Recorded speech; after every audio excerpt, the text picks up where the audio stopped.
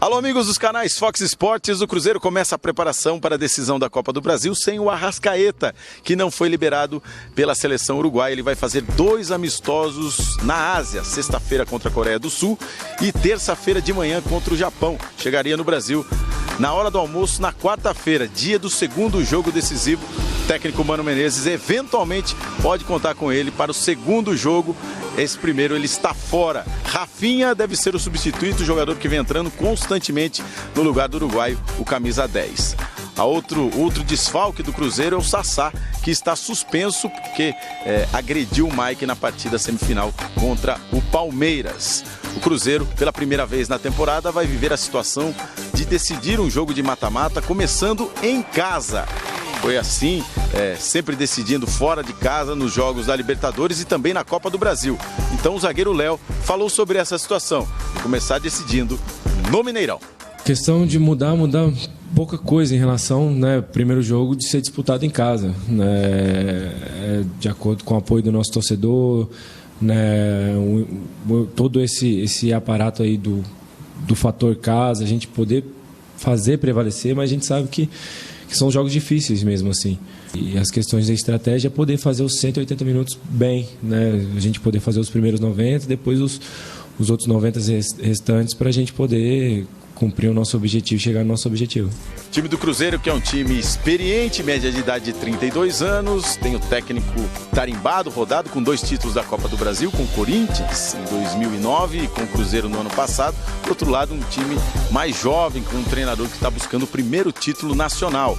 O Léo falou sobre essa disputa e garantindo que o Cruzeiro não tem vantagem, não tem o favoritismo da decisão. Vai ser um confronto muito difícil, e não tem favoritismo, não tem nada disso, até pelo contrário, vão ser 2 jogos muito disputados e claro, a gente espera sempre fazer o nosso papel. O Cruzeiro tenta voltar a vencer em casa um jogo de mata-mata. A última vez que isso aconteceu foi na decisão do Campeonato Mineiro contra o Atlético, nos jogos da Copa do Brasil, contra Atlético Paranaense, Santos e Palmeiras. E na Libertadores, contra Flamengo e Boca, o time não venceu no Mineirão.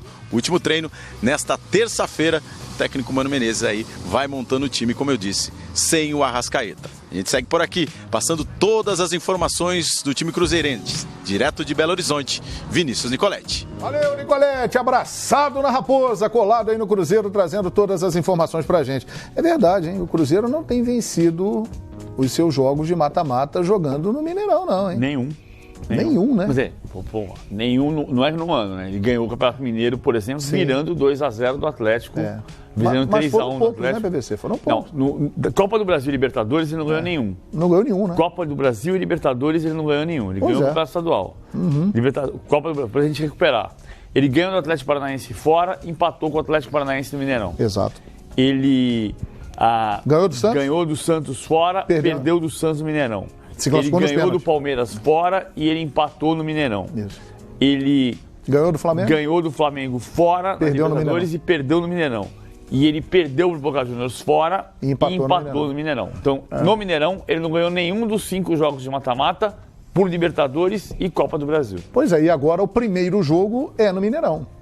Ele vai ter que construir o jogo. E vai bater de frente com um muro corintiano, né? E é a primeira vez que acontece isso, ao contrário, né? Que ele vai decidir fora de casa. E se a gente somar a isso aí a Copa do Brasil do ano passado, que ele foi campeão, ele decidiu no Mineirão nos pênaltis, 0-0 com o Flamengo. Exatamente. Na semifinal também ganhou nos pênaltis do São Paulo. Exato. Não, foi antes do São Paulo. Não, desculpa, do Grêmio. Foi o Grêmio. Eu estou me estudando que a minha cabeça já está lembrando aqui o São Paulo, que ele venceu no Morumbi e perdeu 2-1. E perdeu 2-1 em casa na volta. Ele classificou no saldo, né? Na Copa do Brasil do ano passado. Então o histórico do trabalho do Mano tem sido esse.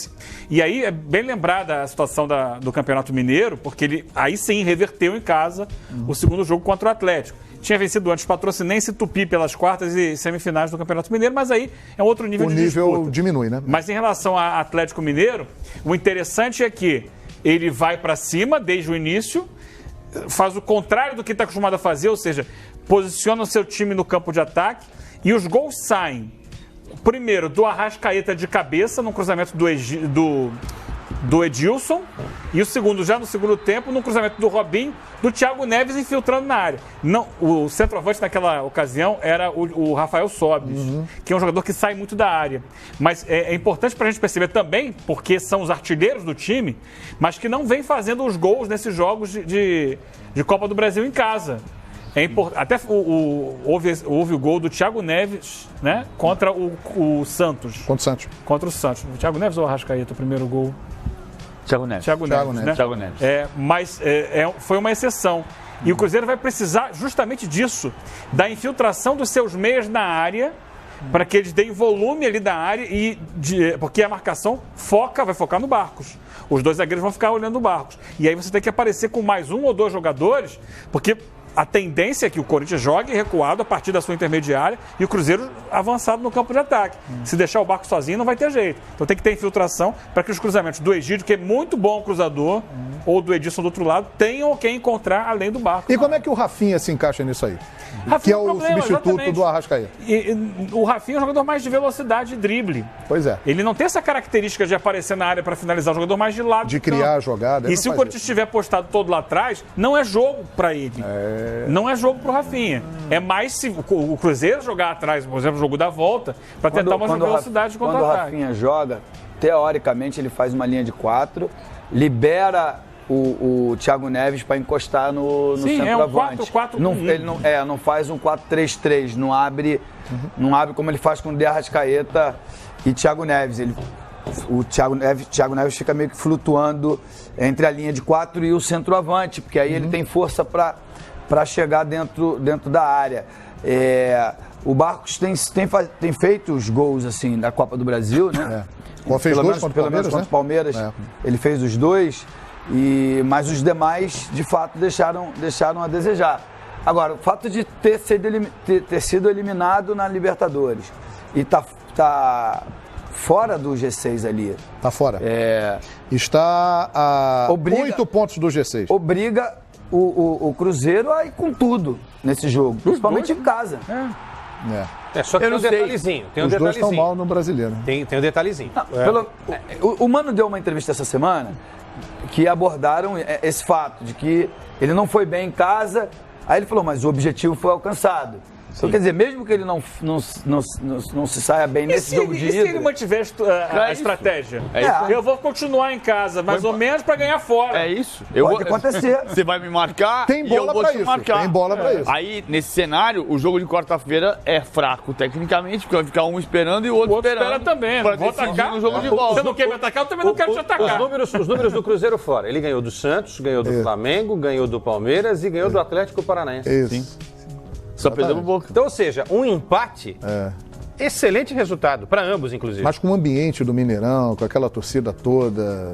A torcida vai acabar empurrando. Tem que tentar construir o resultado. Por mais que ele vá bem. A torcida não deixa. A torcida não deixa o time ficar atrás. Mas fica. Ficou várias vezes nesses jogos. Mas fica porque tá em vantagem. Porque fez o resultado no primeiro. Agora, precisa fazer. Diante disso tudo que estamos conversando aqui, que decisão sensacional, né? Muitas coisas pra gente falar dela. O Cruzeiro é o favorito? Eu acho que o Cruzeiro hoje é mais time do que o Corinthians. Já balançou a cabeça lá. Mas esse X da questão, de serem dois times que não querem atacar, que não gostam, que se sentem mais confortáveis quando armam a arapuca, armam a ratoeira pro adversário, e aí marcam e jogam por uma bola, isso torna muito mais imprevisível. Acho que o Cruzeiro é mais forte. Tem uma diferença grande entre os dois. Embora o Cruzeiro tenha mesmo essa característica, ele tem jogado com um centroavante. Se você pegar a formação tática do Cruzeiro e comparar com a do Corinthians, qual é a diferença? O Cruzeiro tem o Barcos, o Corinthians tem o Ralf. A diferença é essa. O jogador a mais, vamos imaginar que você tenha 10 jogadores em campo. Você tira um de cada lado.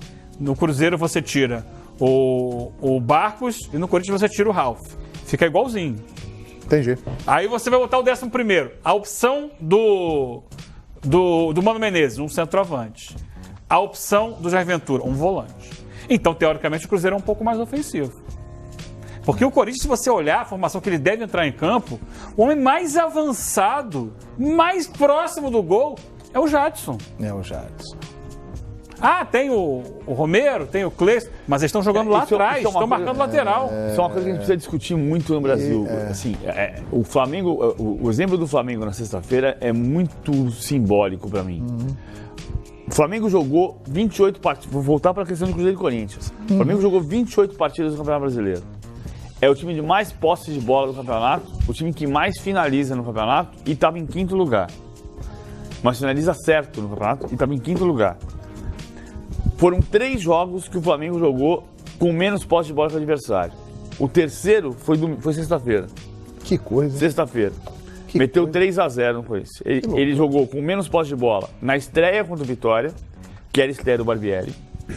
Natural que entregasse a bola para o adversário. Com um a menos, né? Com um a menos. Teve o Everton expulso. Logo de cara. O jogo contra o Fluminense na 10ª rodada e o jogo contra o Corinthians. Não consegue jogar. Ele não consegue ganhar jogo assim. Jogando, se impondo ao adversário. Então, ele passa a ter um jogo diferente e ganha do Corinthians com 2 gols de bola parada e 1 gol de contra-ataque. No jogo que teve menos posse de bola. Os 2 finalistas de Copa do Brasil são os 2 que entregam a bola para o adversário. E esperam. Arma ratoeira. E por que tem a ver? É curiosa a história, porque o Cruzeiro tem, entre aspas, pelo amor de Deus, hein, gente? Em cima do que o PVC está falando aqui, é uma figura de linguagem. O Cruzeiro tem ratos mais... Tem talentosos, né? Habilidosos. Mais rápido. Tem roedores melhores, né? Tem jogadores melhores. Mas tem um técnico que pensa dessa forma, né? Quem criou esse estilo do Corinthians de jogar foi o atual técnico do Cruzeiro.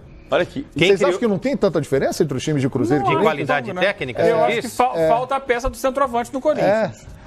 Mas de resto é parecido. Você não acha esse trio, Robinho, Thiago Neves e Arrascaeta? Faz um duelo. Faremos amanhã. Amanhã faremos eu acho que o X da questão está na quantidade de treinos. Esse trio, eu acho que seria titular no Corinthians fácil. Eu acho que, para mim, o X da questão Arrascaeta e Thiago Neves? O X da questão disso está na quantidade de treino. E aí, quando você pega Cruzeiro e Boca Juniors, o número que eu falei para o Eugênio semana passada, o Mano assumiu o Cruzeiro 4 meses antes do Guilherme Barros Esqueloto. O Mano tem 2 meses no cargo, 2 anos no cargo. O Mano assumiu em julho de 2016. O Guilherme Barros Esqueloto assumiu o Boca em março de 2016. O Barros Esqueloto tem 4 meses a mais de trabalho. E tem 55 jogos a menos. É uma diferença... 55 jogos a menos. Você joga muito mais. São 100 treinos a mais. Porque você não treinou na véspera. Lá não tem campeonato estadual, né, PVC? Se você não treinou no dia do jogo. Lá não tem campeonato estadual na Argentina. São 100 treinos campeonato a mais. De províncias, não tem isso lá. Se você treina mais, você ensaia mais jogadas diferentes. Na Série A não, né? Não, até tem. Mas eles não jogam com o time principal. Tem campeonato de província lá? Na província Buenos Aires, não. Nas províncias do interior tem. O Atlético Tucumã joga a Liga Tucumana, mas com outro time. Mas uma diferença básica da Argentina para o Brasil é que a maioria dos grandes times da Argentina se concentram ali na província de Buenos Aires, né? Não, mas é o que eu estou colocando. Existem os campeonatos regionais, mas eles são disputados com equipes alternativas. É o que a gente seria aqui hoje o aspirante, o time sub-23 e tal. É um outro elenco que existe no Campeonato Argentino, é o que não tem mais, que até tem no Brasil, né? É o campeonato do time de reservas, que é basicamente formado por... Mas isso não na província de Buenos Aires.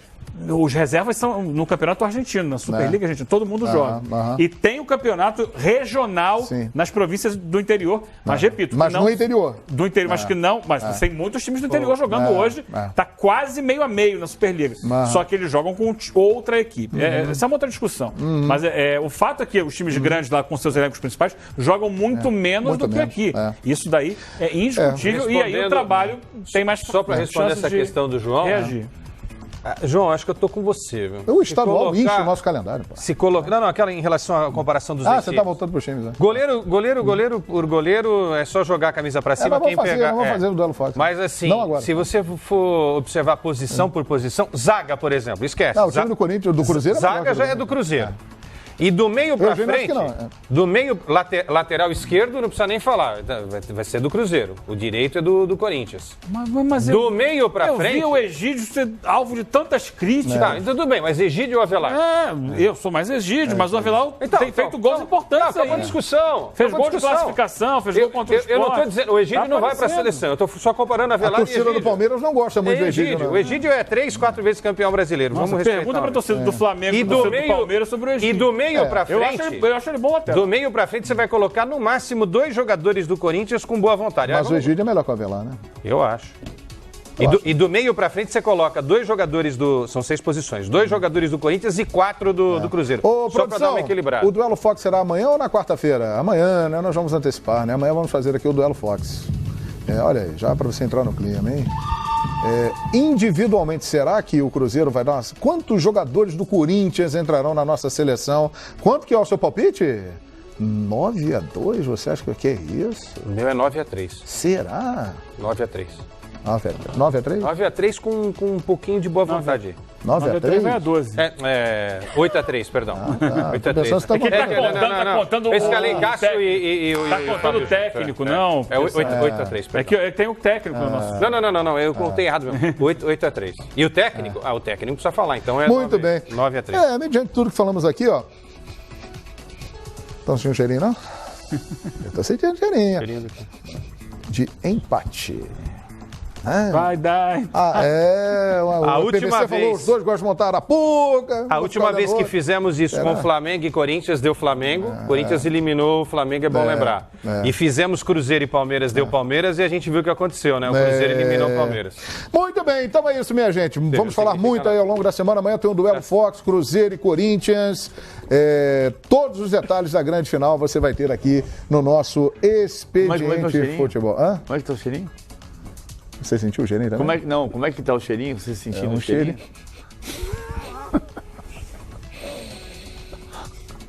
De empate, hein?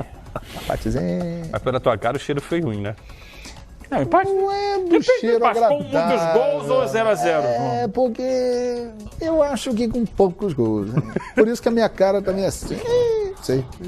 Vamos ver. Mas 3x3 é um grande jogo. Mas agora eu não acredito. Eu não entendo isso que o PVC está falando, assim, com os jogadores que o Cruzeiro tem. E você está analisando corretamente. O Cruzeiro é um time que gosta de armar Arapuca, marcar, mas com a qualidade que esse time tem.